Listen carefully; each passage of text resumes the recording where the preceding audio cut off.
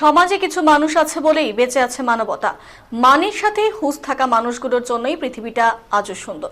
আমরা গত কয়েকদিন হলো সংবাদের শিরোনামে তুলে ধরেছি থলপল এলাকার মাছের কার্টুনের ছাউনি দেয়া ঘরে কোনো মতে রাত কাটান বাবা ও ভাই বোন। প্লাস্টিকের ছাউনি আর মাছের কার্টুনে তৈরি জীর্ণ কুটিরে দীর্ঘ 15 বছর ধরে বসবাস করছেন হতদরিদ্র নিরুপায় ব্যক্তি বেনু বর্মন। প্রায় 15 বছর আগে দুধের 2 শিশুকে নিয়ে আসাম থেকে বাংলায় আসেন বেনু বর্মন।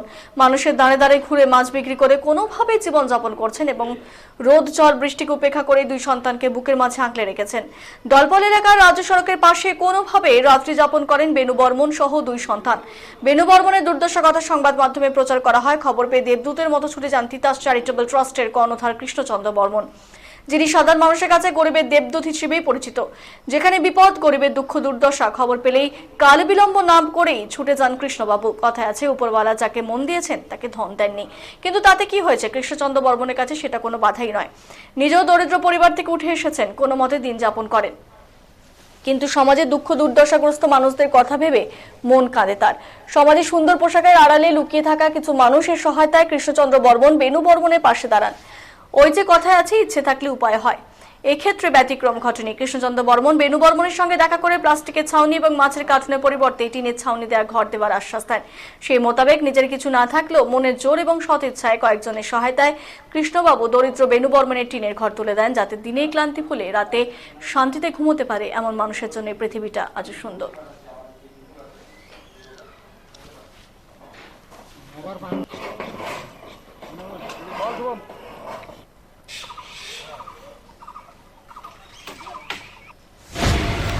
রাষ্ট্রের পক্ষ থেকে যে ঘরের ব্যবস্থা করে দেওয়া হলো, কেমন লাগছে, কি বলবে? ঘরটা পেয়ে আমি খুবই খুশি। আমি ভাবতে পারিনি এত বড় উপকার কেউ করবে। আগে আমাদের কাঠুনের ঘর ছিল, এই কাঠুনের ঘর থেকে এখন আমাদের টিনের ঘর, এতে আমি অনেক খুশি।